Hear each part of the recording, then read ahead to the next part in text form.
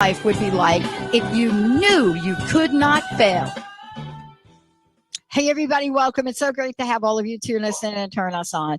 Laura Meeks, longtime host here on Transformation Talk Radio, fantastic author, out there looking at the world, shining a light on things. And, one of the things that they have done is, did you like that binary reference right there? One of the things, Laura, sorry, I'm starting off with you, Laura, because I know you.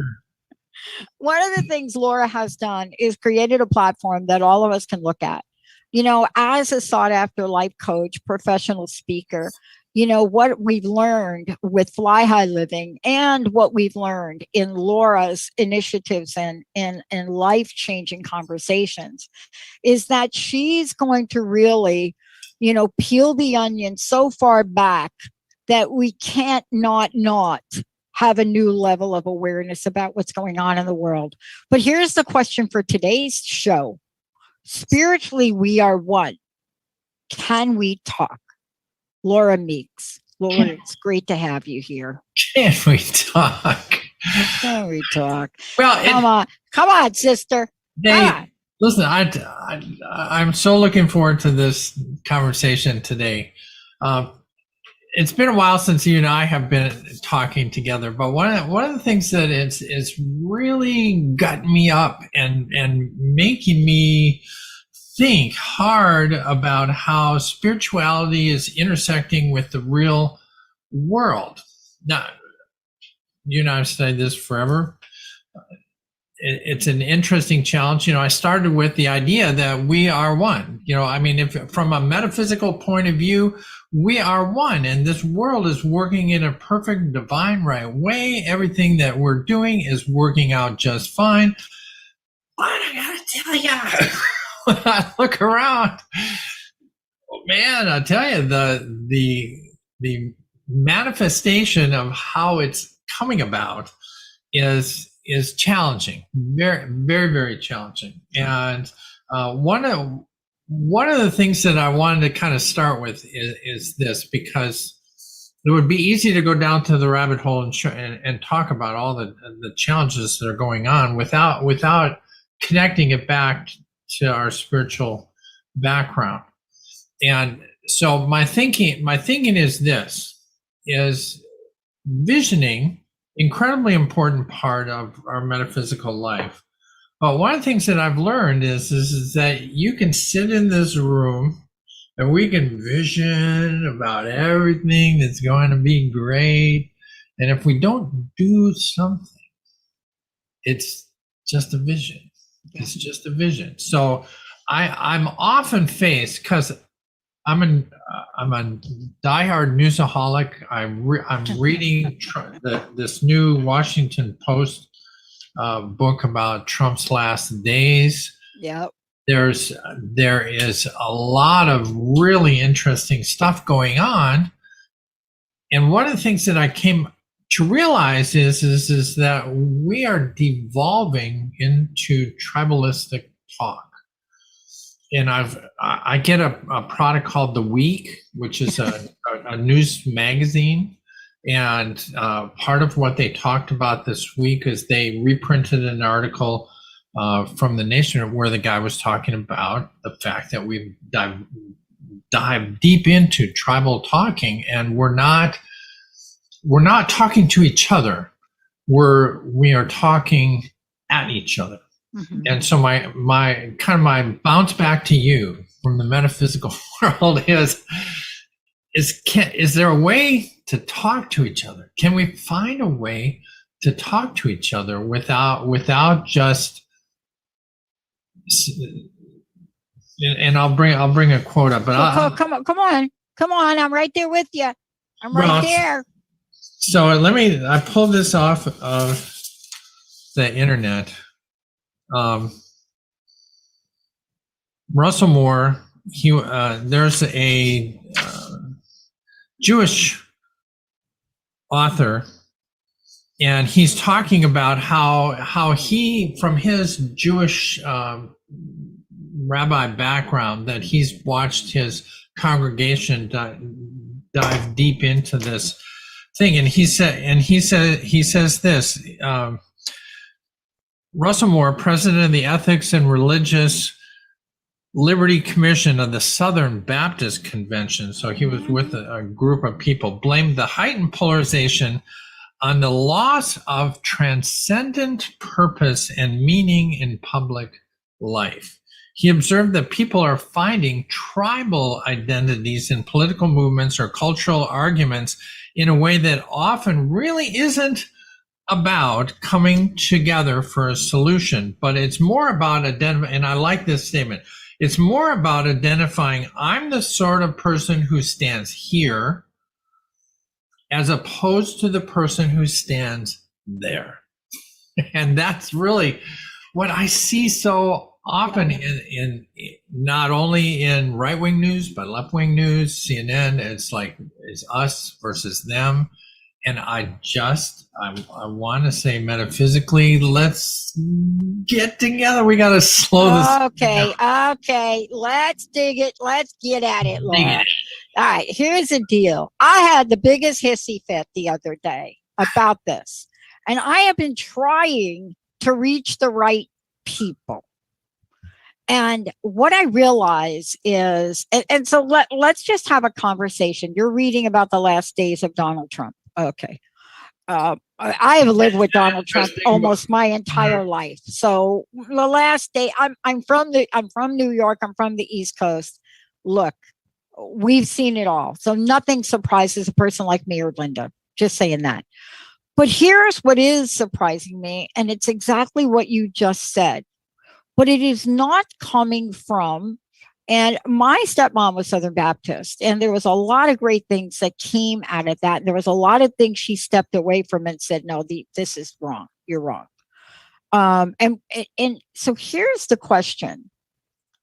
We do have to come together. But here's what I'm shocked about. If I get one more dang email, I'm just ready to scream, or text message. Where's my phone? Get that phone over here. Let's get this. Let's just talk reality of this. This is how off the mark we are right now, right? If I get one more of these messages, right, that come to me that say, oh my gosh, we are going to lose this seat. We're going to lose that seat. You and me both. We're disaster. The text message is something like disaster in Denver. And I have tried to reach the Jamie, right? The head of the DNC. I've tried to reach people across the board. And I've tried to say to them, I don't even open these, dude. So don't ask me to take a survey about how you're doing, because you're not. And how do we all come together? And Laura, I want to ask you about this, because one of the things I watched with the Don, as we grew up knowing him, yes, was how, whether you like it or not, whether you agree with the tactics or not, I've never seen anybody in the short period of time bring that many people together in a way that's stuck. Well, and it's still sticking. Now, I don't agree with the language of it, but I'm looking here, shall we call them the other side? For lack of a better freaking word, people. Our brothers and sisters. And I'm thinking about, well, they talk about themselves like this, or the other side of the aisle, right? How do we bring people together if you cannot communicate with us in a way that uplifts and inspires us? And I'm thinking to myself, who put a gag on Kamala Harris? I'm like in awe about what you started out talking about. And thank you for that quote from that pastor, because in the absence of anything, there will be things that probably are not exactly in the rise of human potential. But in the absence of voice, something takes the podium. It does. Now, on a plus side, Transformation Talk Radio is broadcasting. Right. And so part of the issue, and I think part of where the discussion would have to go, is swords have two sides. Yes. One's a good side, one's a bad side. You can do good things, you can chop trees, and you can chop people. So there's good news and bad news. And one of the things that I'm finding is that we've invented social media, which sounded like such a great deal. But in the end, there's a side of social media that we are not dealing with, at least not effectively. And I will use the Don as a great example. When they cut him off from Facebook and Twitter, that stopped a movement. The amount of gut-wrenching, heart-wrenching tweets by the minute the world's going down, did you hear what he said, has slowed into an incredible calming spot. I can feel like now I'm back towards a normal world, but the challenge is we do have social media, and that is allowing this tribalistic talk. You can pick and choose your news. You can pick and choose the information that you're getting, which sounds really good at the beginning. But when I go back to our beginnings, Huntley and Brinkley, you got just news. They just told you what was going on. Yeah. There wasn't this left-right slant because we all only had like 3 channels, right? Yeah, that's it. 3 channels. Yeah, 3 channels. So you're watching one of the 3 major networks at 6 o'clock, and their job was just to tell you this happened. There was an explosion. There was a fire. There was something happened. And we all just then talked to each other and said, I wonder what that means. Now you get incessant. This is what that means. Somebody stubs their toe, and then there's 16 experts for the next hour talking about what that might mean and what that could be for the future. And it's all channeled into your own belief. And so to bring the unity back together again, to get us talking to each other. Yeah. We need to think about this. We need to think about it, but we also need a vehicle. And Laura, this is really important because you're really here to explore this with us. And I thank you for bringing that conversation together, because there has to be a forum of kindness. There has to be a forum of humanity. There has to be a forum of oneness. There has to be a forum where we're coming together. There has to be this, there has to be that, right? This is me, like there has to be. Why do I say there has to be? Because that almost sounds like a command. Many people would rather me soften it up and say, well, we really should do this. We really should do that. But there's a point that we get to where we check out. And I really think what's happening now is we have people on the other side, and I'm just going to call it the other. I don't even know what to call it. We can call them political parties, whatever you want to call them.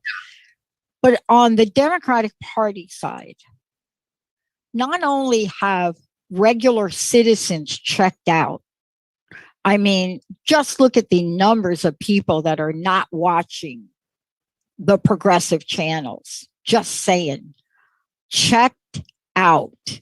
And you have to ask yourself, well, why is that when the other side, just saying, is not checked out? What is happening where how we live and what we believe in is not being demonstrated, right? So if we come together and talk spirituality, then those of us that really believe in it, we're not going to click on your damn emails that say, hurry up, somebody, it's a disastrous world. We're all the Noah's Ark just sank. Right?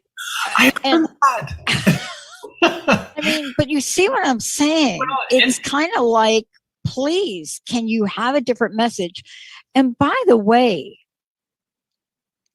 can somebody go to the podium and talk about what the bleep you're doing. Can somebody just get out there and have a voice? You know, I think I'm being a little bit harsh for a moment.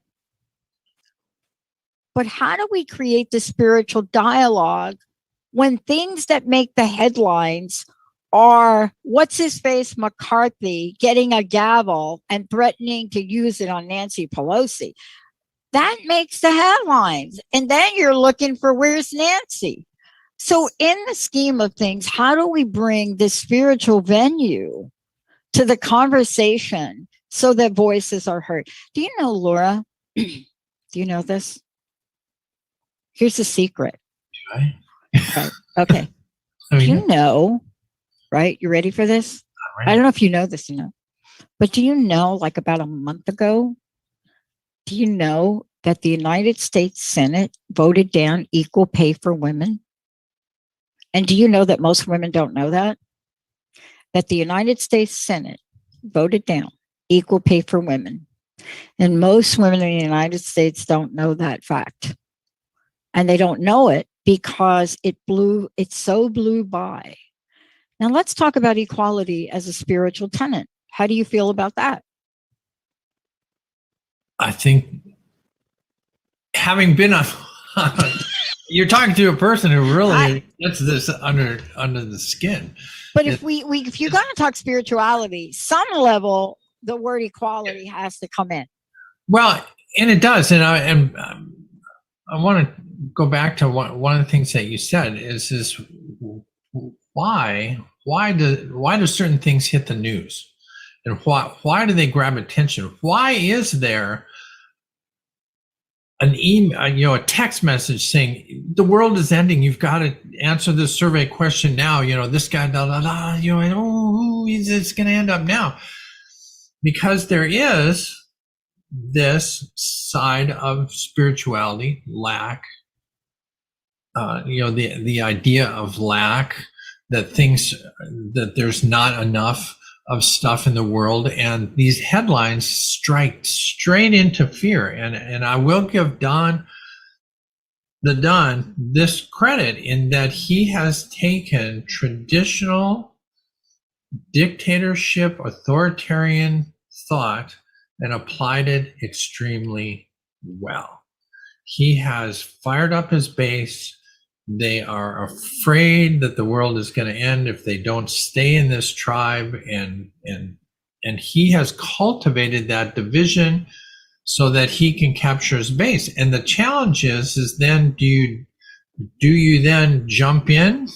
This is the party politics. Do you become one of them and fight on equal battle, or do you go to a higher spiritual level? But if you're on a higher spiritual level, why aren't we talking about what does that look like? What does that look like, Laura? Come on. It doesn't grab you, when you're talking about great things that are happening. The beauty of the world is not as captivating as, oh my God, a building fell down in Florida and 98 people died yesterday. It's like, whoa, I got to figure that out.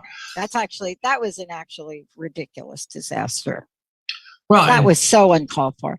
And yet, hello, we know the value of having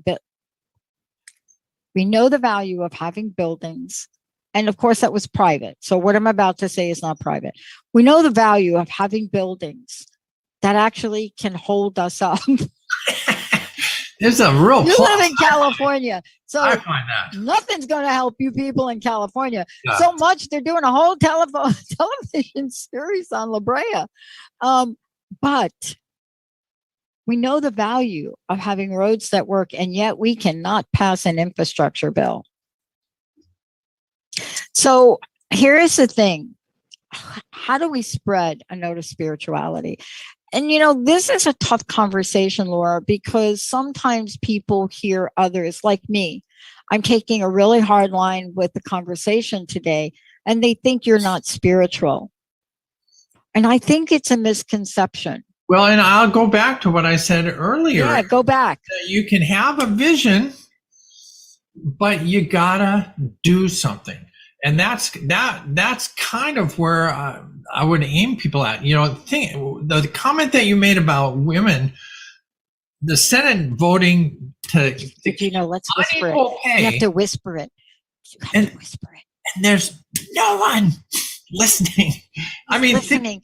Women. How many women do we have in the United States of America? Did you know? They have to pay attention. You have to. But what can we do? So let's just take this one issue.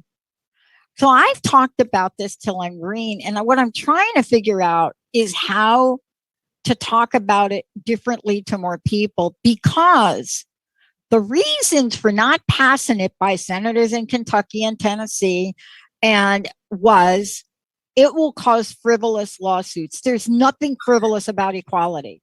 I'm just saying, folks. Nothing, but no one, not even the people that put the bill. And I love Patty Murray. I love my senator. Patty Murray, I think she jumped out there and tried to do her best. But I don't know, like, what's wrong with you and me? There's something got to be wrong with us, because when something like that, if we were behind something like that, right? How many podiums would we be on saying, women, you just lost equal pay. You lost it by a few votes. Did you know it passed the Congress? It went to the Senate. And you, as a woman, look, I watched my mom work 3 jobs and not for equal pay.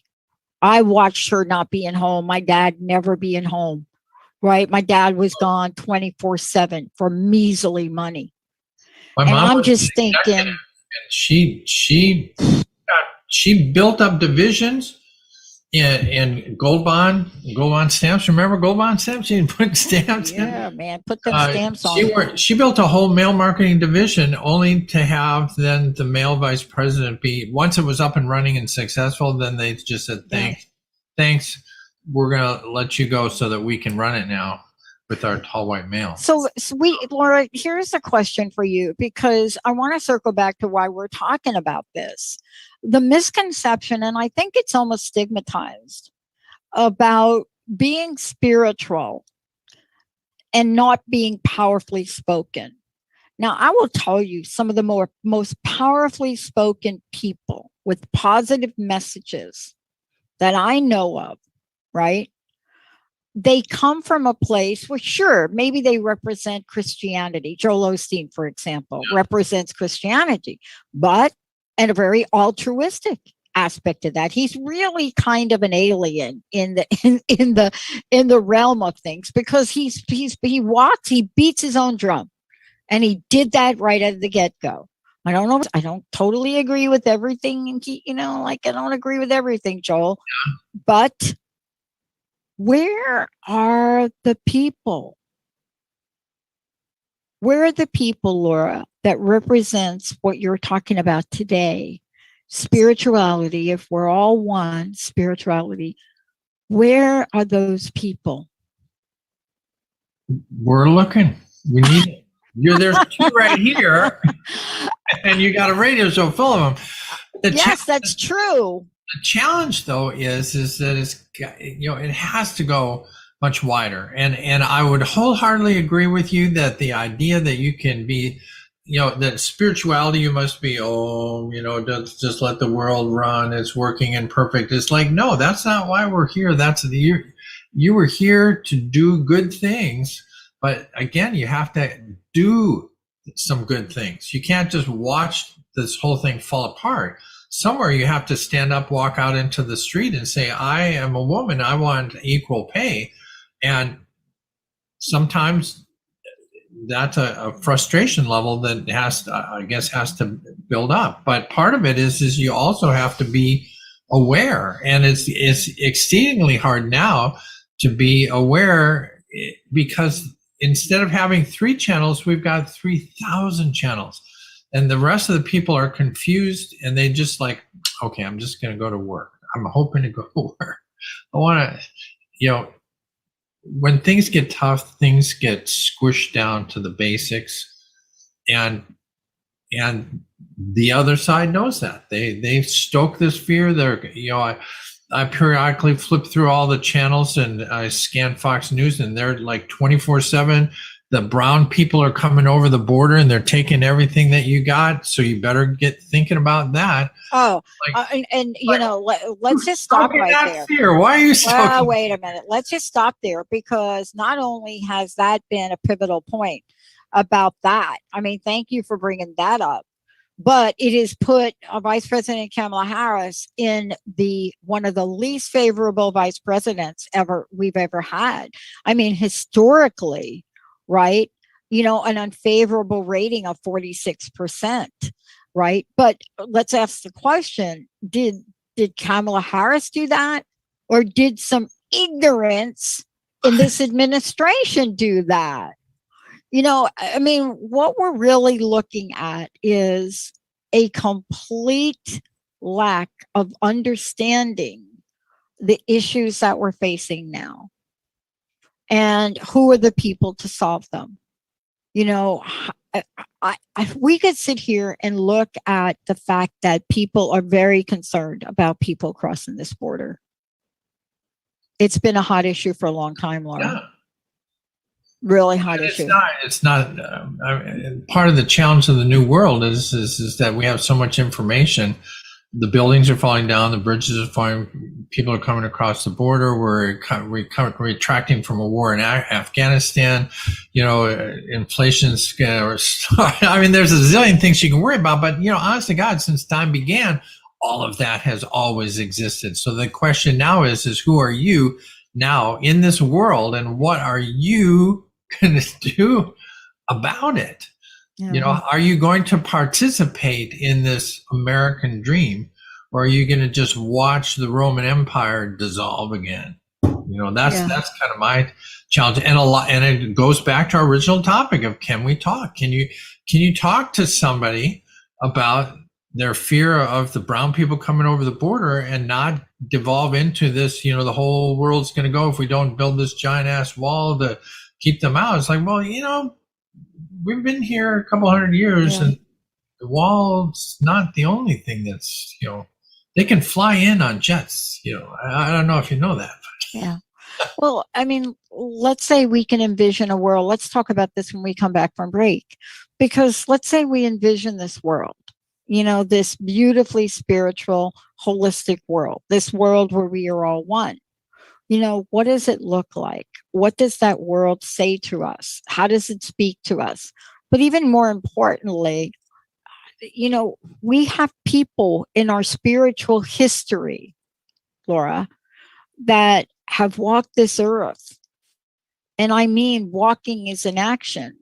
And when you think about the actions that they've done, to really stand for something, you can't help think of the man Jesus that walked the earth. And when enough got to be enough, and talk about a man of love and spirituality, even for him, getting on a donkey, riding through sacred temples, knocking over tables, it's like no mas. When we come back, what are the tables you'd like to knock over and say no mas? What is it we can all do? Why are there just a handful of people worried about voting rights? But more importantly, how do you personally define equality for yourself and for your family? What do you want to see in your children and your grandchildren when they grow up? Laura Meeks is my very special guest. Laura, how can people find out more about you? And let's tell folks how they can find out more about you. And when we come back, you're going to take that conversation on, aren't you? Absolutely. So if you need me, flyhighliving.com. Email Laura at flyhighliving.com. That's how you get a hold of me. All right. Let's take a short break. Yeah. Laura's going to take this on. We're going to talk about what it means to really adjust the pivot. Stay tuned. We'll be right back. All clear.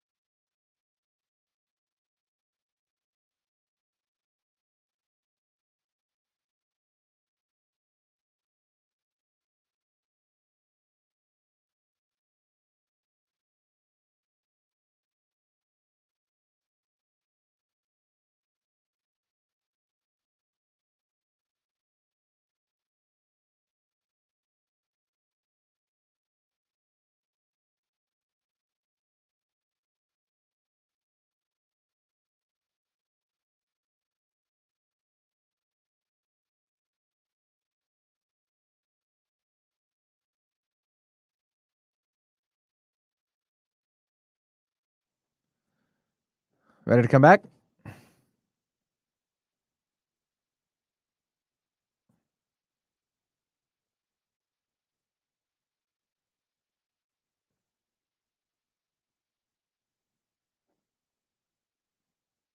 Here we go.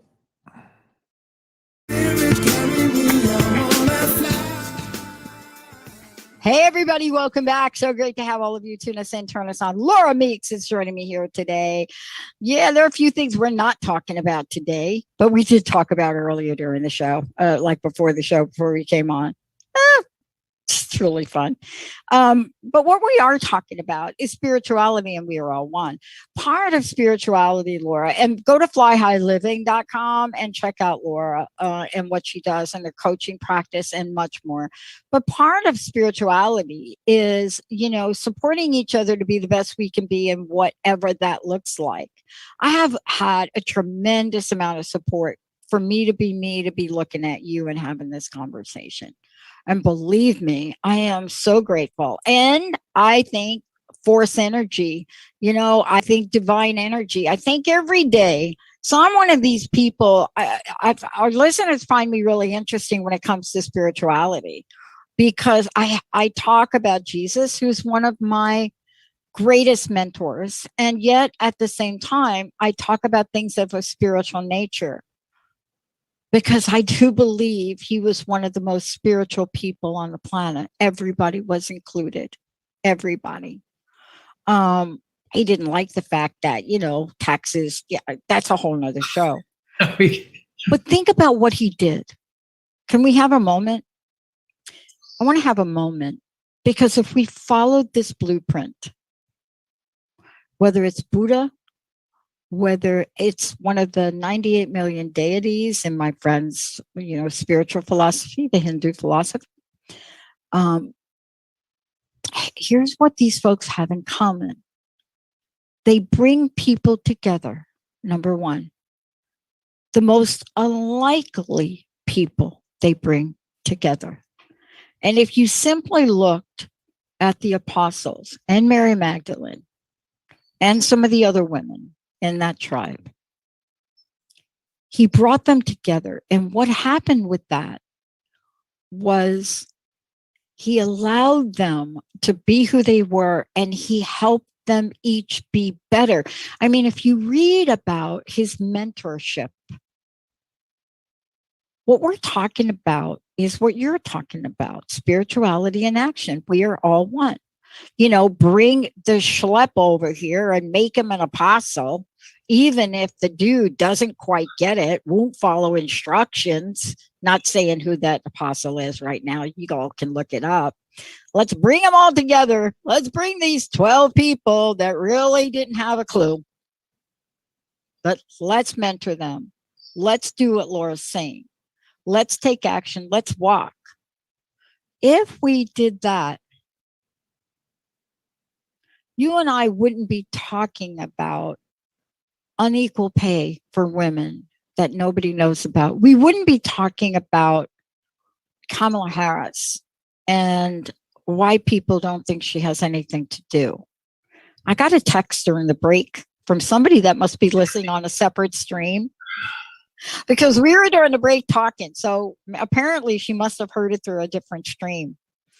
And apparently my cell phone is on the bathrooms of, I don't know, truck stops throughout the United States, because I got this text message, and and I've got it. Let me just get it right here. And it's from, "Hi, Dr. Pat, listening. Okay. What would you have Kamala Harris do if you were Joe Biden?" Well,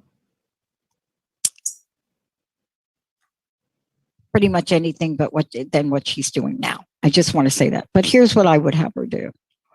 When you have somebody that knows the law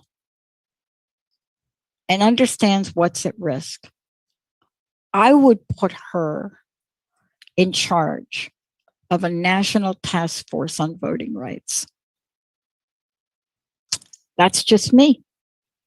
I would somehow say to her, You need to figure out what's going on here in our country.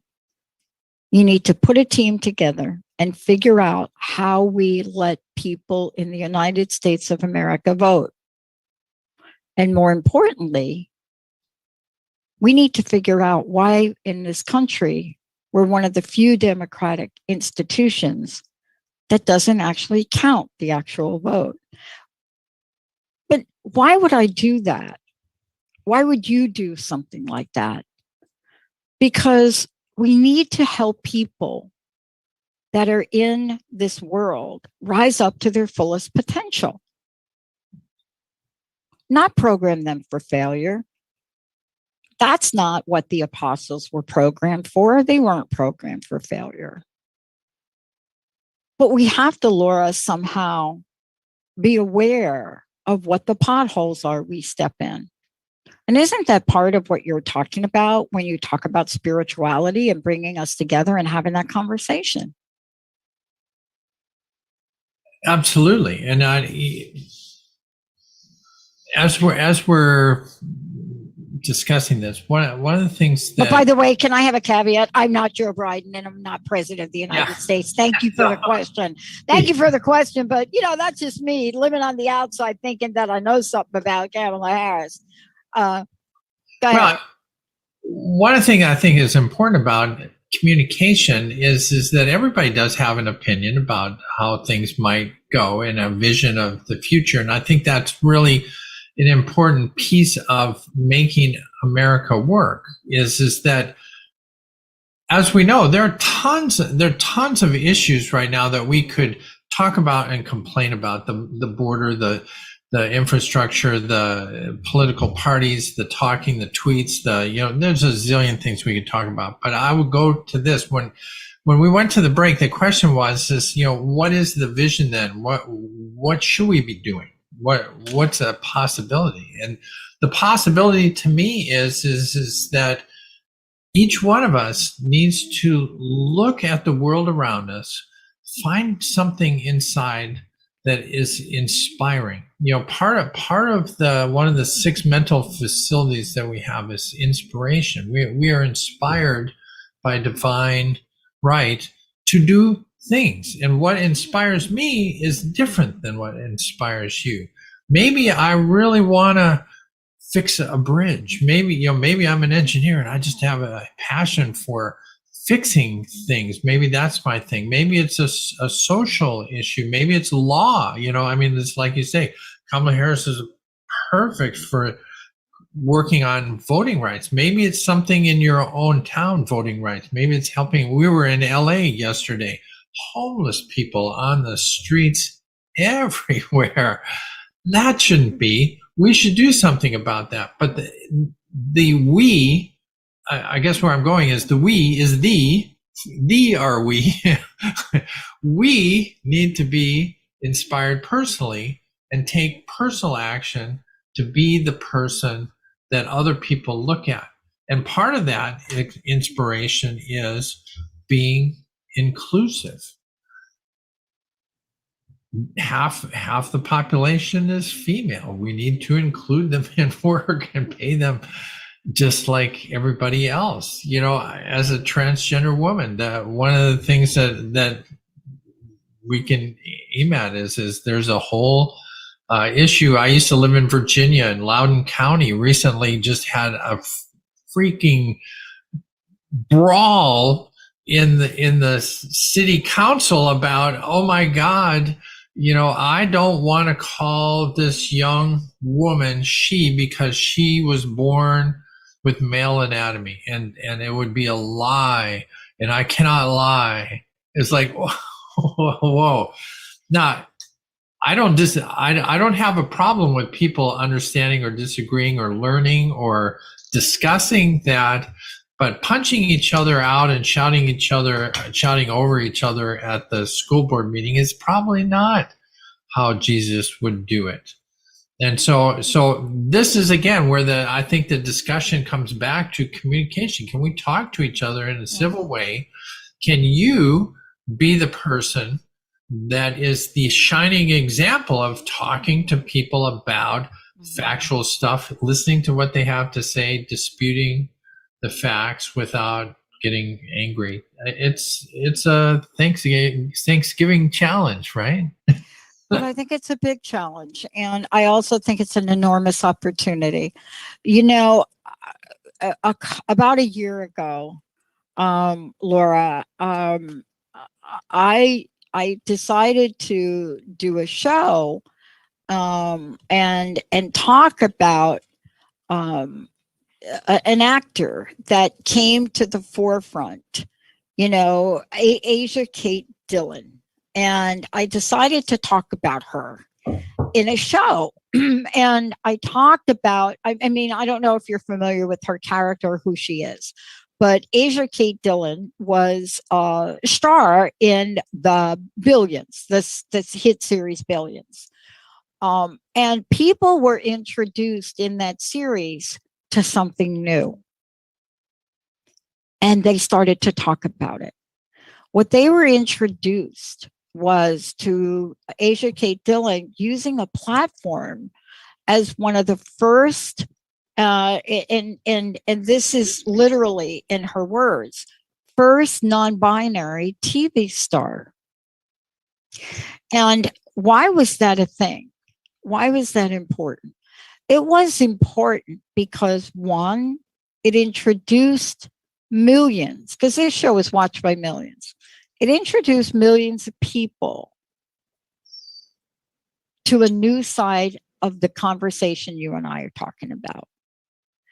The other reason is it brought people to a focal point of literally an acceptance ratio for this character in this ridiculous series about money. So now we've got a non-binary actor, a non-binary character in the world of billionaires. So it was really interesting. But to your point, if we're not throwing fists at each other these days because of exactly what you said, conversations like you and I are having now don't make the headlines, right? Except I will tell you that somehow somebody's got to be talking about the things that we're not talking about. How many millions of women just didn't realize they just lost out on equal pay? And trust me, if the face of the landscape of the Congress changes, it'll be a cold day in hell before we're even talking equal pay for women. So how do we do it, Laura? Yeah, Dad, how do we do it? It's I'll go back to the age-old adage that it happens one person at a time. It happens to the people that are listening to the show that make a choice to talk to their brother who's in a red state that they, having a challenge talking to, or having a meeting with somebody. The other thing that I find challenging too is so much of what we do spiritually is perceptive, and it involves perceptions. And one of the challenges that I have come across in my lifetime, and I think is just now bubbling up to the surface, is the fact that your perception of how the world is within your tribe is based on the information that you're getting from your tribe. And then all of a sudden, this other piece of information, and I'll use Tulsa.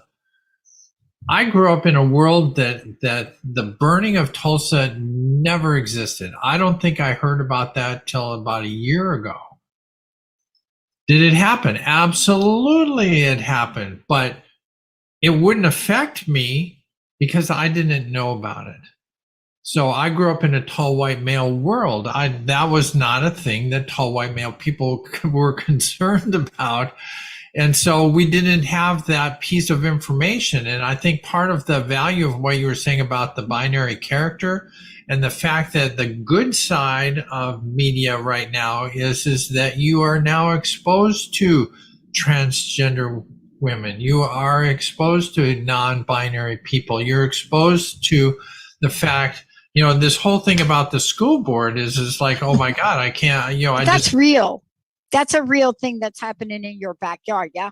Yeah, those are real things that people need to participate in and go to say, because in essence, so much of tribalism is that this is the world I live in, and don't tell me about anything else. I don't want to know. That's going to confuse me. I don't want to know about racism. I don't want to know about George Floyd dying. I mean, think about just the fact that young girl videotaped George Floyd dying changed the world. George Floyd dying obviously changed the world, but that whole thing got millions of people in the street, millions of people, and that's what should happen. But it's information, and this is another, like we could talk weeks about how information is coming into us, but in the end, kind of the issue I would aim people at today is what can I do? Is that's the question. What can you do?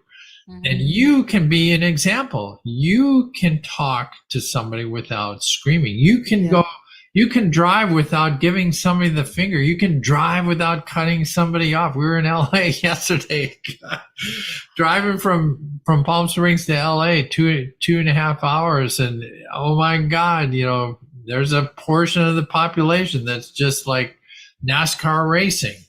So what can you do? You can change your behavior. That's really all any of us can do. Change your behavior. But Laura, let's talk about something that's really exciting in the terms of spirituality and love. These Tokyo Olympics, they continue to set and break records when it comes to the LGBTQ plus community and the representation. One of the most touching stories for me is, I follow the Italians. They're doing really good. But Lucia Boari, the latest competitor medal to win for Italy. In the middle of a press conference, she clinched the bronze in archery. But in the middle of the press conference, she was speaking to an Italian media interviewer. And at the same time, she was live streaming on Facebook. And she was live streaming on Facebook and had a surprise message from Sana de Lat, a Dutch archer who's not at Tokyo. And in the message, De Lat congratulated Bari and said, "It's super, super, super amazing. And I'm super proud of you," she said. "I can't wait until you're here so I can give you the biggest hug there is. I love you so much. Great job."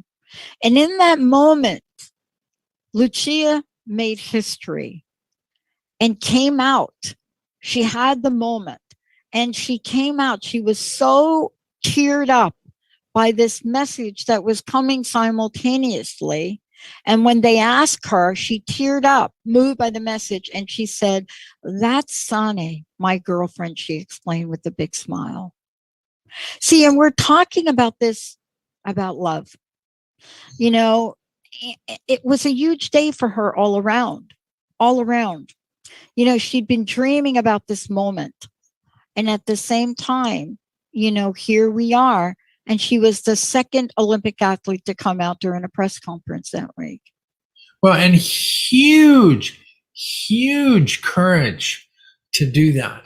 And one of the things that I found in my life and in my transition is that in the early days, the theory was I wanted to go from male to female and then hide over here. I just wanted to be over here. You don't need to know anything about that. I'm over here now.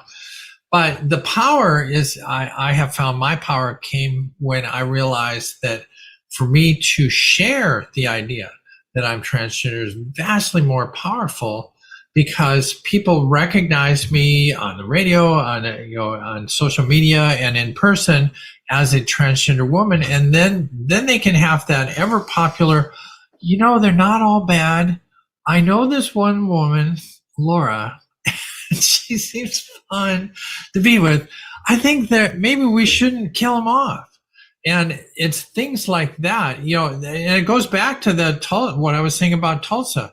When you live in an Ozzy and Harriet world, where everything is peachy keen and there are no transgender people, there are no gay people, there are no colored people, there are no, you think that's the real world. That's the perception that you have because of the information. And it takes huge courage to come out. Yeah. But when you do, then people can no longer say, well, I've never heard of gay athletes. You know, the first gay football player was a huge thing. Cause like, oh, there, you know, and for me, military, you know, I'm a military veteran. It's like, oh my God, there can't be trans people in the military. Oh, yes, there are. Yes, there are. And I hope that, you know, first of all, let me thank you for joining me here today. For people that want to find out about Laura, please go to flyhighliving.com. Lots of great information about Laura, what she does, coaching, you know, really some cool videos over there talking about her speaking platform, because you are that person that has come out and has stood on the podium and is speaking in favor of how we create this spiritual equality as well as equality in the physical world. And that's really, you know, why you and I wake up every day and do what we do, you know. And I want to thank you for that. It was so great to see you again and to check in with you, because you've got more mountains to climb, Laura.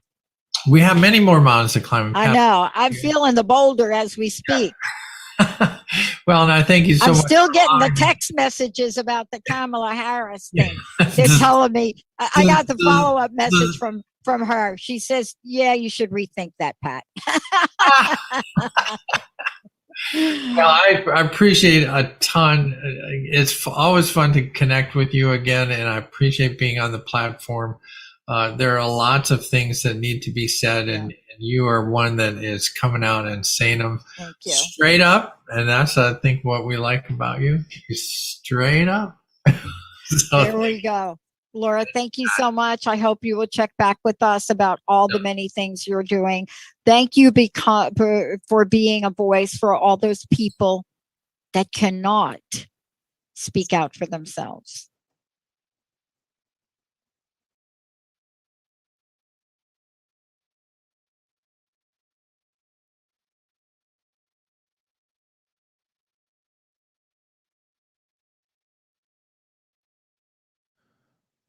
Okay.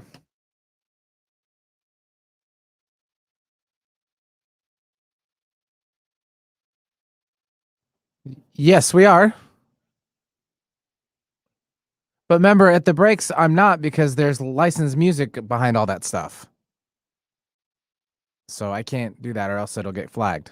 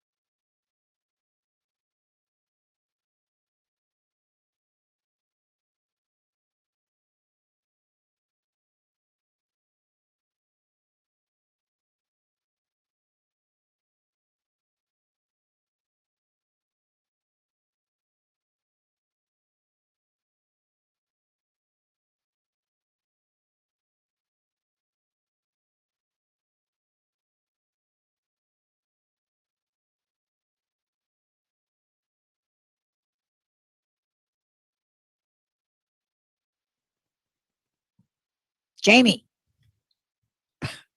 Sorry, we're having issues. We just need to unmute Gloria.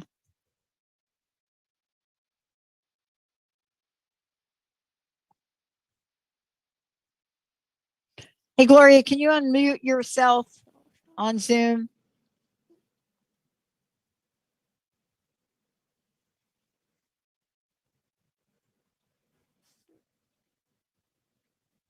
There we go. Yo, there we are. There we are. Ta-da. Yo, Glo. Hey there, how are you? I'm excited to talk about you today. This is good. This is good. This is a good topic, man. I just so want to talk with you about this. Good. This is a great topic. Act on your passion. During the last show, I was talking to Laura Meeks, and we were talking about spirituality and why we're not all one. And there's a reason today I woke up and I was really struck by Kamala Harris and how we've taken a powerful woman of color and put her in a position that she cannot win. And I thought about the show today as I was getting ready to talk with you. Mm-hmm. And I thought, somebody's got to get a hold of people in power to say, let this woman act in her passion. Exactly. Let this woman act in her passion. Don't give her something to do that's not in her passion. That's right. And, I'm watching the conversation about her. There's even conversation that she's probably the most disliked vice president we've ever had. And I'm thinking to myself, Lord of mercy. And I'm thinking, I don't know what, if you got to give her something that's in her passion realm. Yep. And I think I'm thinking about this because I've worked for, what I'm talking about. Yes. I work for a lot of people in power that are in the realm of what we call white men. And yeah. I'll tell you, when we get some powerful women working for them, they just don't know what to do with them. They're like, I don't know what to do with her. Yep. And I think we just put her in her passion zone. And put her in the passion zone and watch. Ready to go, Pat? Thank you, Benny. You're welcome. And me, busting through and living life full out. Get ready to dare to wonder what your life would be like if you knew you could not fail. Oh boy, everybody get ready for this show. My special guest, Glo Rod, is joining me here today. And if you're wondering who this is, Glo Rod, Portal Journey Ambassador, began in 1980. But this particular show is an accumulation of her looking at her highest gifts to be in service. You're going to hear a little bit about what that means to be Portal Journey Ambassador. You're going to hear about that, but you're also going to hear about what it means to take what you have been called to do. And if you're Gloria Rodriguez, Glo Rod, as we refer to her on the show as, then one of the things you look at is, what does it mean to act on your passion? And what does it look like when you don't? Because it is quite easy to pinpoint for ourselves when we are not expressing our true nature. And it's really even easier to see it in other people. But today's message is about not only why we should act with our passion, but what gets in the realm? What is stopping us? What is it that literally disconnects and disables us, from our energy portals in doing it? And this is a show for all y'all out there that have gone through one of the most horrific times in your life and feel like you don't have the spark to generate the next step in your life. Glo Rod, great to have you here, Gloria. I mean, this is a topic that we need to have a conversation about. Let's do it. Let's do it. It's interesting that I selected the greatest parents to raise me. All right. And the beauty of it was they picked me. Mm-hmm. All right. My parents, their passion was to dance. Every Saturday night, they were out dancing. And I would be concerned about the weather because of where we were living at the time. And I was just like, oh, I don't know. I'm kind of challenged, concerned. And my mother would look at me and say, I'm following my passion. Everything's going to be fine. And I'm like, yeah, sure, right. And everything would be fine. Amazing, right? Yeah. Now my parents are gone and my extraterrestrial family comes in, and what's their first topic? Passion. Follow your passion. I'm like, really? Seriously? We're going to pick up where they left off, huh? And they're like, Yeah. absolutely. Yeah. And it's interesting because passion has different types of expressions. So excitement, love, happiness, creativity, joy. Anytime you are following that, it's a complete kit. Yeah. It's going to work for you. And it's going to have a thread that takes you to another area. And you're just like, this works. Okay. And when you don't follow your passion, it's interesting. When you don't follow your passion, you're denying other people that special gift that you have. And we all need to be learning about sharing our gifts. Like I'll tell you, for me, I like you to comment on this because, you know, when this opportunity for me happened, it didn't even have a name. It has a name now, but it didn't have a name. Positive Talk 18 years ago, it didn't have a name. And not only that, women in the talk radio industry, there were like 5 of us. There were like 5 of us for real that were doing this back then, you know, 18, 20 years ago. Robin Brenda, Patricia Raskin, a couple of others, right? We signed on to have this message. When I started to doubt myself and pull away, I got a mystery disease 6 months after starting this. So talk about what happens to us when we know we're fired up about something, and we start to question ourselves and we start to doubt ourselves. Absolutely. And let me bring in another point too. Dreams. Okay. Yeah. I had a dream about this bracelet. All right. Woke up the next morning, goes, I can do this. I want this bracelet, right? I'm driving to the first bead store. And I'm like, wait, I've never created a bracelet before. I have no idea what's involved in this, right? I go into the first store. It doesn't feel good. I'm not liking the beads. And I'm like, look at these beads. But I'm not comfortable. So I go back into my vehicle and I go, wait, what happened to that spark in me when I woke up after that dream? I can do this. This bracelet means a lot to me. It has significant value. What is stopping me? I've got to just go with the flow and trust that everything's okay. Follow that dream. Follow that passion. So I go to the next bead store and I walk in all excited and they have one counter with beads. And I'm like, really? This is all you have? But I was all excited when I came in. The retail associate shares with me, we have a bead store across the street in our other complex. I'm like, let me go there. As soon as I walked in that door, I felt like when I found your radio show. This is it. This is where I need to be. Absolute confirmation. Perfect. I walked in and went, I want this bead and this bead and that bead and this bead. And she says, the associate says, how do you know what you want? Yeah. Like I had a dream and I'm following my passion. And I don't know how I'm supposed to put this together, but this is my passion and I know exactly where each bead needs to be. Then she says to me, oh, we offer a free class so we can show you how to put it together and we'll give you a coupon for the class. I'm like, Wow. hey, but I had to go back in my vehicle and reset and go, where's that spark? What happened to that spark? Okay, I don't know how to do this. And then when I learned how to do it, I'm like, you know what? This is easier than I thought. And you know what I love about this, can we talk about sort of the connecting the dots about what happened with this event for you? Because it is so much a part of whether or not we have a passion and we move forward or we don't. What you just described seems so simple, right? But the steps that I heard you talk about were, I have a dream, I had a vision, I have a passion.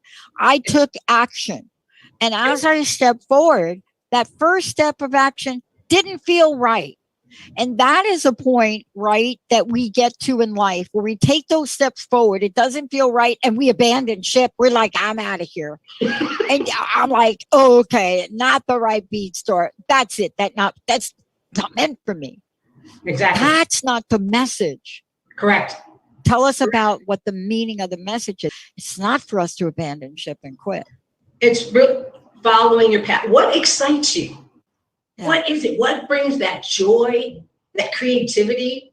For me, it was joy and creativity. I was like, I'm going to create something new. It's going to be meaningful.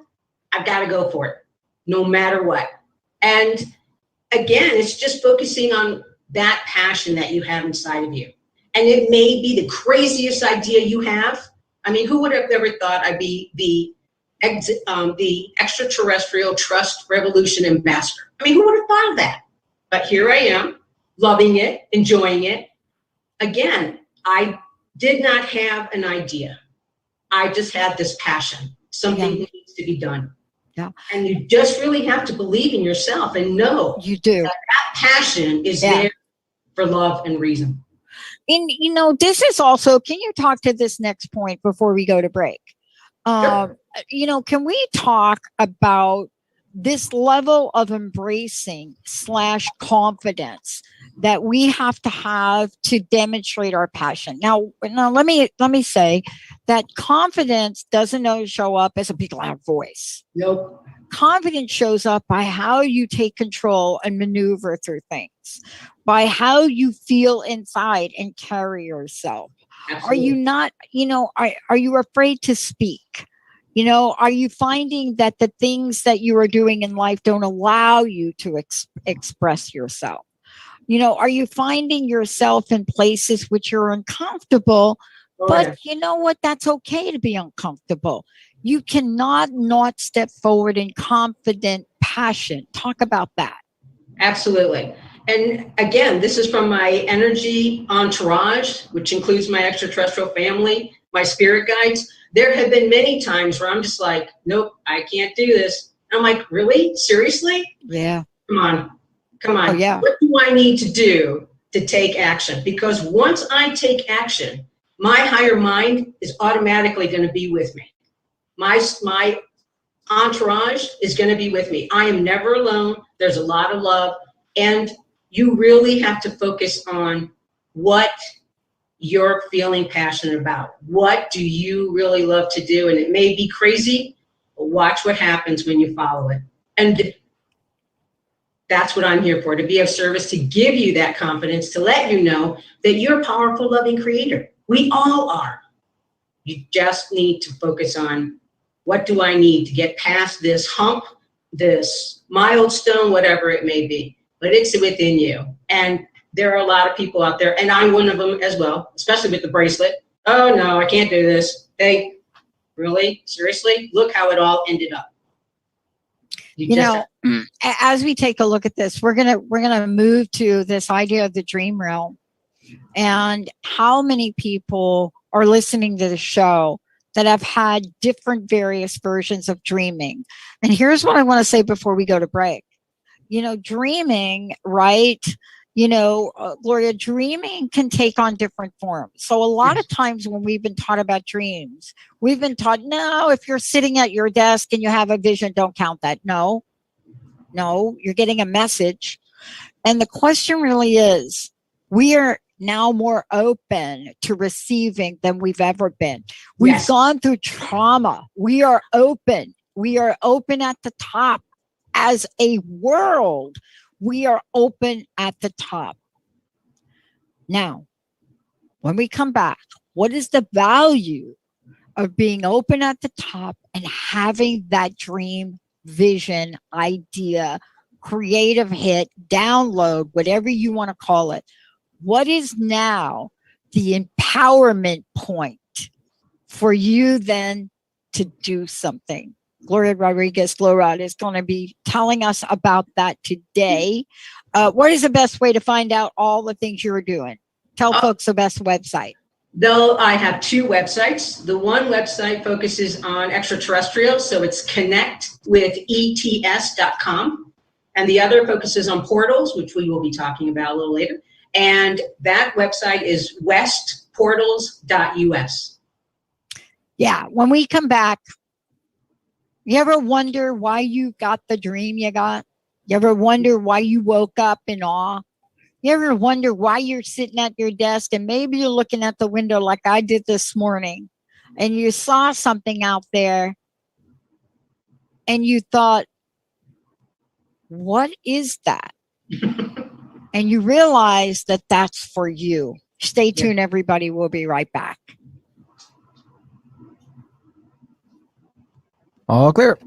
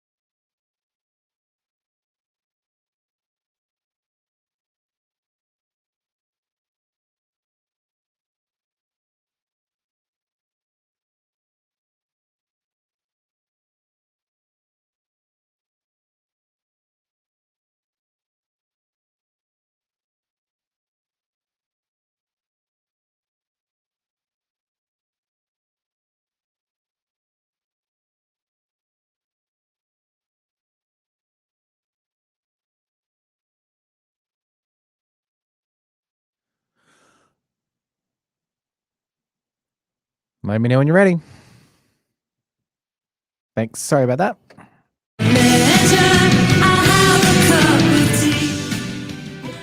Hey, everybody. Welcome back. So great to have you. Yeah. Express your true nature self. Benny, like, what's that? Express yourself. Madonna. Madonna. Isn't that a Madonna song, Benny? Express yourself. Did I get that right? Yes, you did. Benny's my sanity check. And so let's talk about Madonna for a minute. Let's. We're talking about expressing ourselves, act on your passion. I will tell you that sometimes when we do that, we are not going to get away with that without some blowback, feedback, backlash. I don't care what you call it. It's something that happens when we step out into the world, express yourself. Mm-hmm. You know, look, when I came out and did the first show as Crust Busting Your Way to an Awesome Life, my school that I graduated from blacklisted me. Really? No, I'm not kidding. The department chair, who never liked me anyway, because I kicked him off my committee, but basically said, I saw her standing with crystals in her hand. I don't want, and by the way, one of the people that was in school told me, he told everybody not to work with you, that nobody is to approach you on any research. And they were like, whoa, like her research won awards. What do you mean we can't work with her? Because when you step out, and when I started the show 18 years ago, shortly thereafter, getting a degree in psychology, there was no such thing as talking about psychology, spirituality, and like even astrology, let alone talking with you about ETs. Amazing, right? We're growing. So let's talk about dreams being real, because I had a dream to do this and I still get that dream. But let's talk about them and how we can pull together this shared value of dreaming so that we can hold on to the edge of confidence and pure perseverance to allow us to enact them in life. Absolutely. I Again, bet you got a little backlash too. oh, yes, definitely. But yes, let's talk about dreaming, okay? Because it comes again from all this energy around us, this entourage, all right? So for instance, I had a dream about my bracelet, all right? There was a little doubt. Okay, but I kept acting on my passion, all right? The other dreams we receive, they could be just reviewing what happened during the day. How could I have done it better? Who said I did anything wrong? I did the best I could for that day. Why am I dreaming about it? There's some kind of link with that. Also, remembering, always remembering, one, you're never alone. You always have someone, a spirit guide, somebody who's going to step in and assist you on your journey. Lucid dreams are really important because they are actually having you as a spirit, as a human, in the physical world as well as the dream world. Let me give you an example, all right? So I had a dream before I went to the extraterrestrial portal at the end of May, and I'm standing in front of this tunnel, huge tunnel, right? And I'm like, okay, why am I standing here? All right. My cat starts purring. So she's reminding me that I'm in the physical world, yet I'm standing in front of this tunnel in the dream world. And that is giving me confirmation that I am where I am and I'm going to learn from this. What was interesting was when I describe a portal to you, okay, what was happening was I was getting information from that portal, welcoming me to come and play and join. So dreams, again, are connecting us either to something that's going to happen or something that has happened, and we get an opportunity to review it and say, how can I do this better? Or remind ourselves, who said I did anything wrong? I did the best I could. So yes, and the dreams, and you were talking about, well, why am I having these dreams? That happened to me last year. I had 4 dreams, and I'm like, okay, where am I? Why is this happening? Yep. And what's interesting is I was very insistent. Why am I having these dreams? What is going on here? Because it was a series of events that were occurring. Finally, my extraterrestrial family said, well, you have been invited to participate on an extraterrestrial space station, and that's where you were. And then they began describing. I never shared with them my dreams, okay? I never said anything to anybody about my dreams. I do have it now in my ebook, what happened in those dreams. But they said, well, you were in a sleeping area. Well, you were in a kitchen area. Well, you were in an elevator. I'm like, okay, but where is this place? It's an extraterrestrial space station and you're part of it. I'm like, hey, but when I first had the dreams, I'm like, what is going on? So again, just asking and being, there's no insistence. You have to get rid of that insistence. There's a positive reason why this is happening. You're just going to go with the flow. And a lot of times I will turn upstream and start walking upstream in the muck going, okay, this is a challenge. I've got to let it go and go with the flow. Again, trusting. Yeah.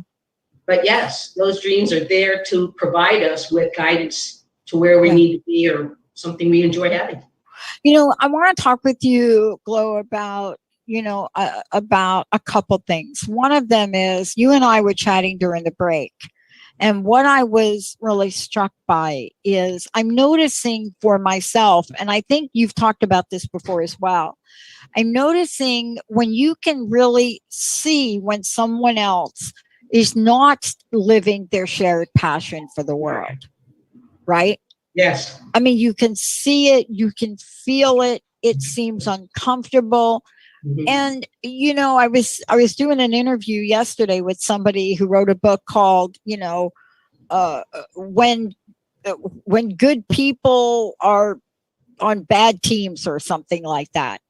And what's interesting about that is you put people together, and we do it in corporations, we do it in our daily events, and we do it in government, and we put teams together.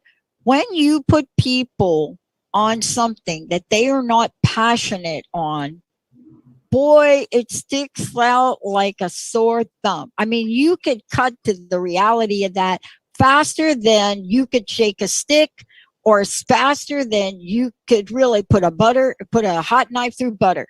You can pinpoint and feel when somebody is out of their passion zone.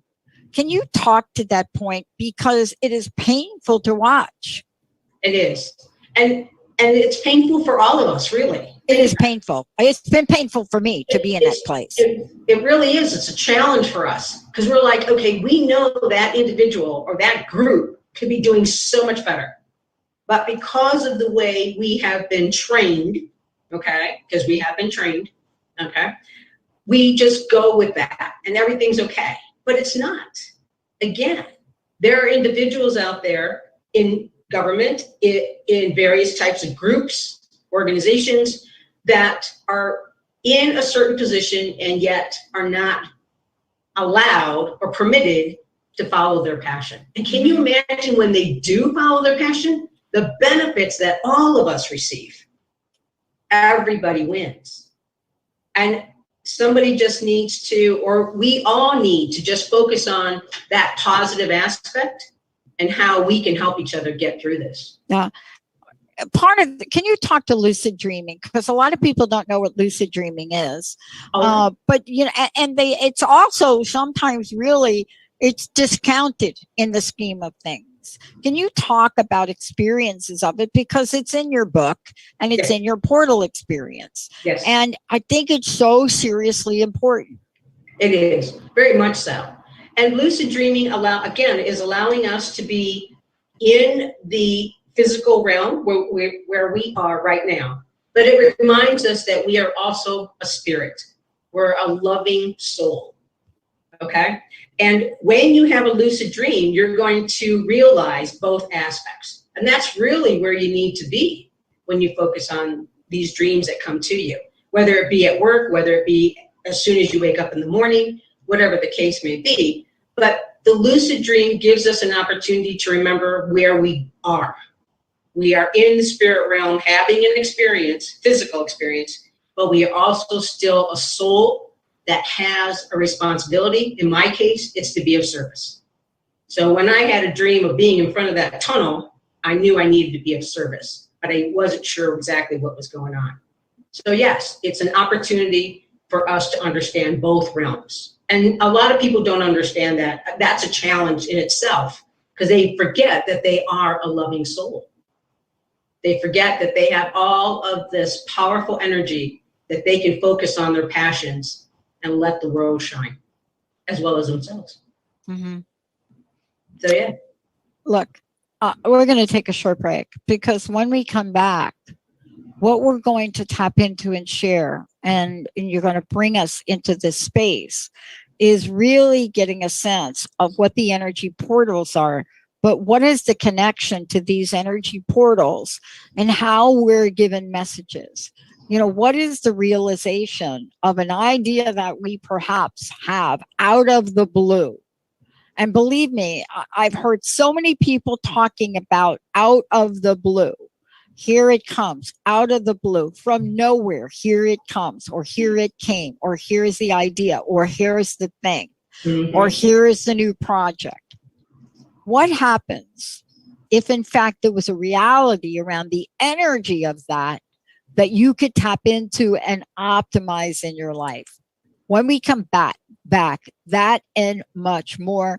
Glo Rod is joining us here today, Gloria Rodriguez. Let's take a short break. We'll be right back.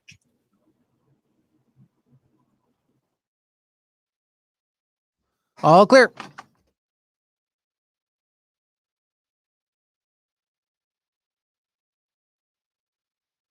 All clear, Pat.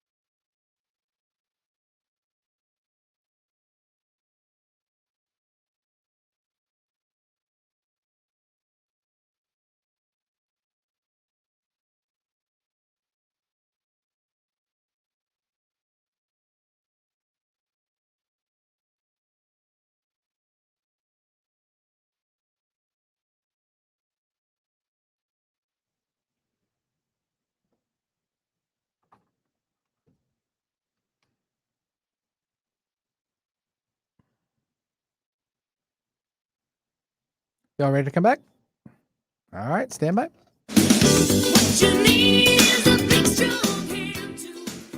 Hey, everybody. Welcome. It's so great to have all of you tune us in and turn us on. Thank you so much. Gloria, how do people find out about you? Let's start out with that because we're going to get rolling here. Sure. We're going to get rolling here. And we're going to talk too about how you know when something is going on, a little something's going on that is not quite what your what your passion's about, right? You know, there's chaos that develops. There are things that happen amongst your staff. There's dissension. There's just a whole lot of energy that people can't make sense of. But can you talk about, first of all, how they find out about you, but also talk about your ebook, if you could?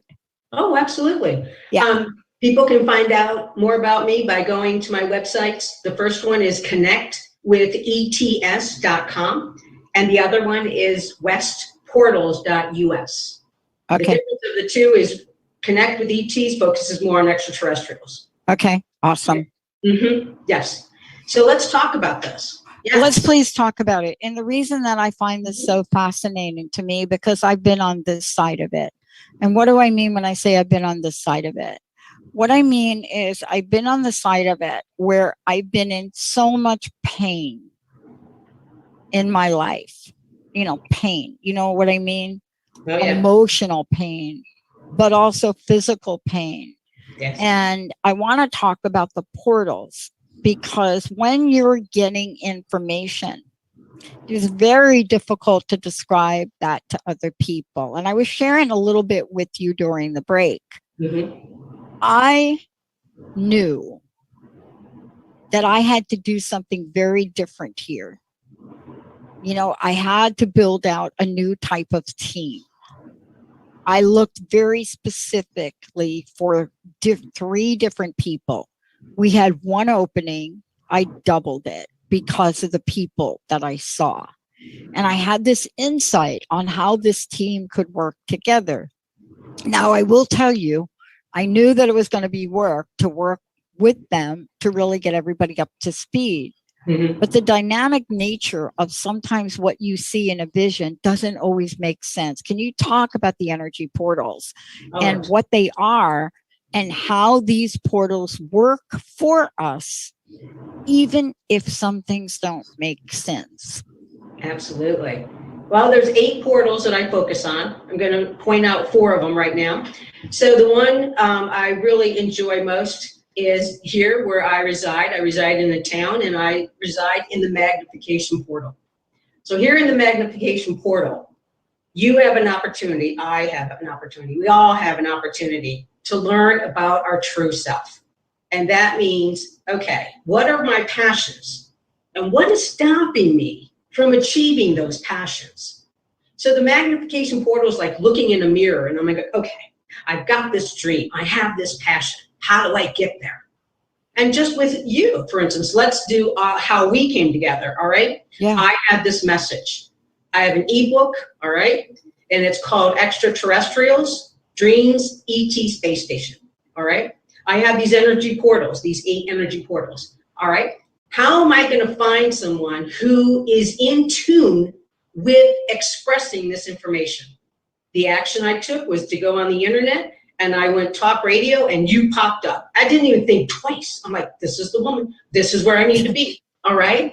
You've got to take action. That's one of the things I think people are, they have this idea, they have this dream, and then they're like, okay, I'll get to it. And they don't take the action. So the magnification portal is basically you're looking in the mirror and saying, hey, who do I truly want to be? Because I know I have a talent, whether it be a talk radio show, whether it be a singer, an author, whatever. And I don't know what steps to take. How do I get there? So the magnification portal, these journeys that I offer, and it's only like 90 minutes, really. You get an opportunity to really focus on this energy. And I focus on the energy similar to, I describe it as a hurricane. Okay, think of a hurricane and all that energy and all that just swirling around, okay? Think about all that energy in a positive point of view with backing you up on your passion. Can you imagine? Can you imagine? All right? So that's a magnification portal in a very quick synopsis, all right? Yeah. There's also the heart portal.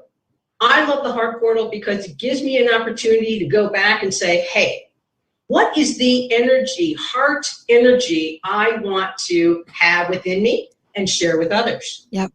So you can go there again, a 90-minute journey, and you're focusing on, again, what is that love? Okay, granted, I have parents and teachers that told me about love and told me about passion, but what really is it inside that I want to reset and make sure that I move forward on it? Okay. And I love that we're talking about this because, you know, I mean, I knew that the opportunity came up to expand our space here. Mm-hmm. And the realtor said to me, I don't get you, Pat. You've been sitting on this for a year. You know, why did you decide now?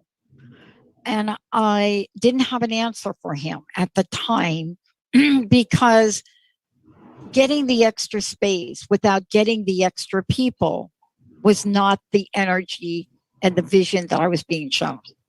And so, you know, the pairing of our expansion and our new technology and a bunch of other things had to come with a new view of, you know, membership, right?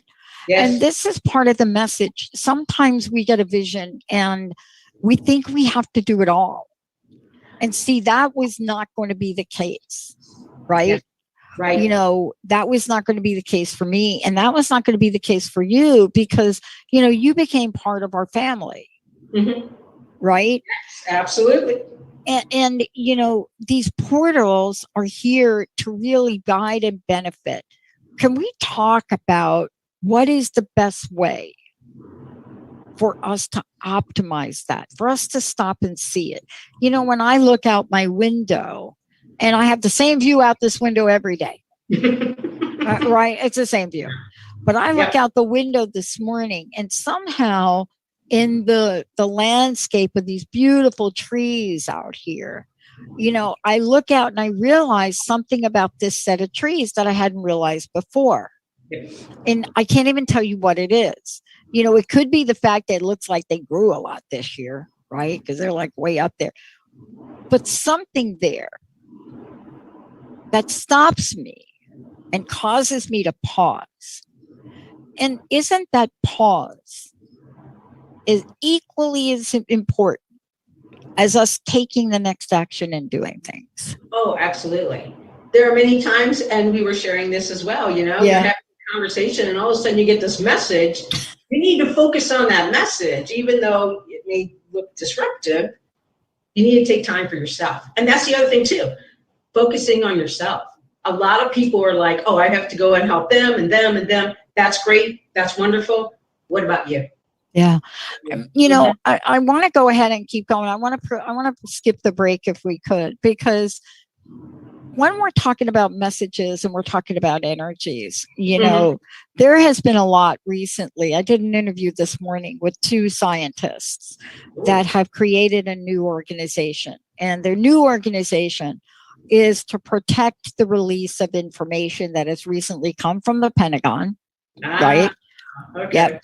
And they created an organization to say, we're going to make sure that we protect the science of this so that the conversation doesn't get diluted with dogma, so to speak. Thank goodness for those 2 ladies, huh? It's like, okay. And they built a great organization to really take information that we know and make sure it's preserved. There you go. Absolutely.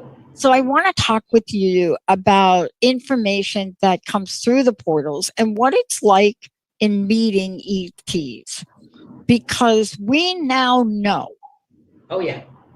We now know, the government now has said, and by the way, they only released information from 2004. I have not gotten an answer from anybody to tell me why we don't get more information. You know, there's some cockamamie story about, well, science before 2004 didn't exist. And I'm like, what? So you're talking like what, about the internet? I did an internet show in 2003. So the science or something was there. But let's talk about misconceptions about ETs and what you've come to know about them. Oh, my favorite topic. One of many. Of course. One of many. So let's start with the ET portal, the extraterrestrial portal, okay? That portal is available for anyone who would like to build a relationship with their ET family. It is also an opportunity where you can spend time learning information about extraterrestrials. And let me give you an example. So I was in the extraterrestrial portal several years ago, and I got this message about a documentary. And I was just like, okay, went on the internet, went looking for it. And the name of the documentary is called The Friendship Case, right? Ufo Friendship Case, and it's a documentary. In 1950, in Italy, a group of extraterrestrials met several Italian individuals and formed a friendship. This is a documentary, all right? They show how they figured out ways to communicate with them through a radio, kind of like a channel, all right?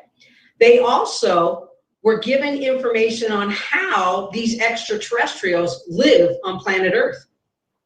And I'm sitting there thinking, this was back in 1950, and the government can't give us information about 2004?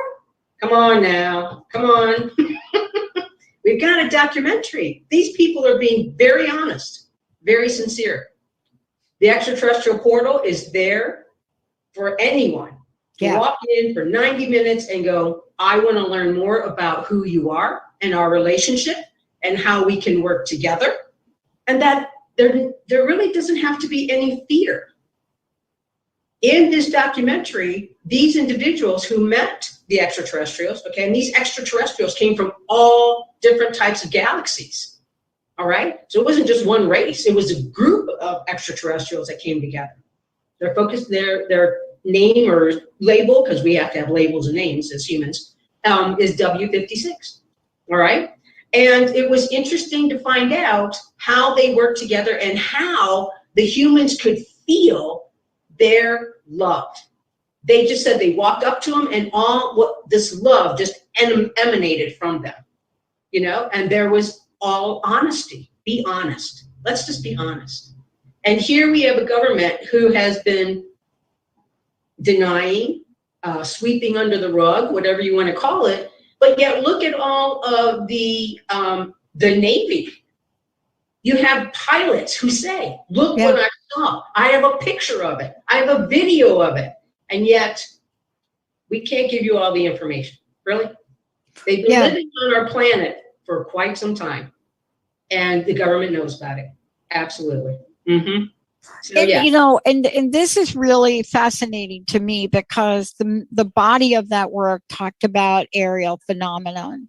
Mm-hmm. And, you know, I, as a researcher myself, you know, that's part of my journey is that when I looked at the statistics that everybody blew by, and it's the one statistics where they said, yeah, because of lack of evidence, we only have 144 cases. Okay, so let's move beyond that.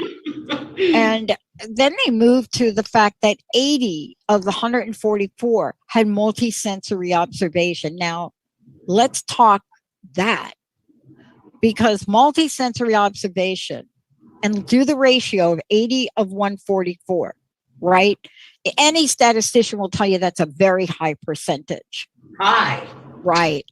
And so what does that mean? Multisensory observation means that more than one type of observation was documented officially. But given that,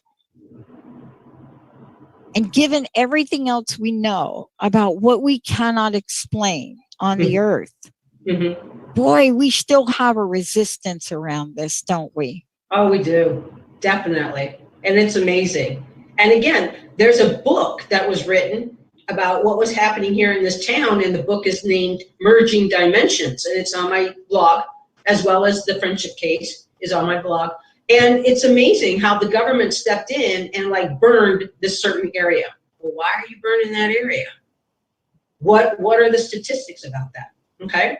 I have a video on my website where I filmed, okay, and it's a short video, where I filmed this object traveling from the east to the west, okay?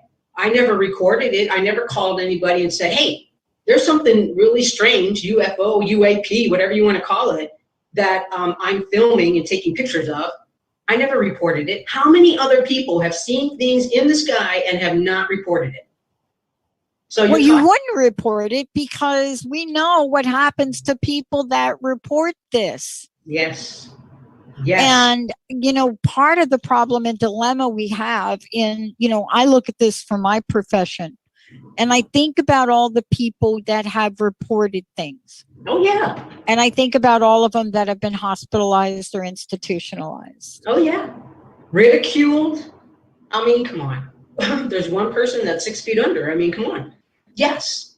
What happened? Why? Why did those individuals get treated the way they did when they were just sharing what they honestly saw? They have pictures, they have videos. They weren't the only ones who saw it. Absolutely. Mm-hmm. I want to talk with you for a minute. I know we've got a few minutes left. You know, we're talking about an energy form. We're talking about an entourage.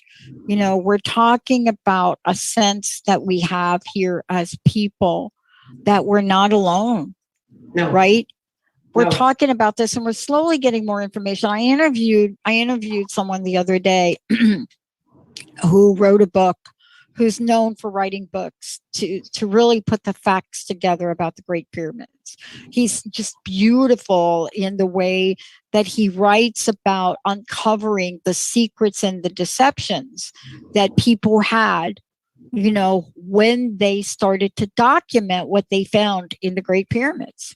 Mm-hmm. And so he's gone back and he's literally, what he's been able to do is look at, this is what you've been told. This is what the record shows. Everything, including how we literally defrauded hieroglyphics, changed hieroglyphics in the documentation. And one of the things they discovered now, and the reason that I'm saying this is because we're getting a lot of discoveries, and I'd love for you to talk to this in the last minutes we have left. Mm-hmm. The latest discovery that was found, right? And Scott Creighton, who wrote the book, The Great Pyramid Void Enigma.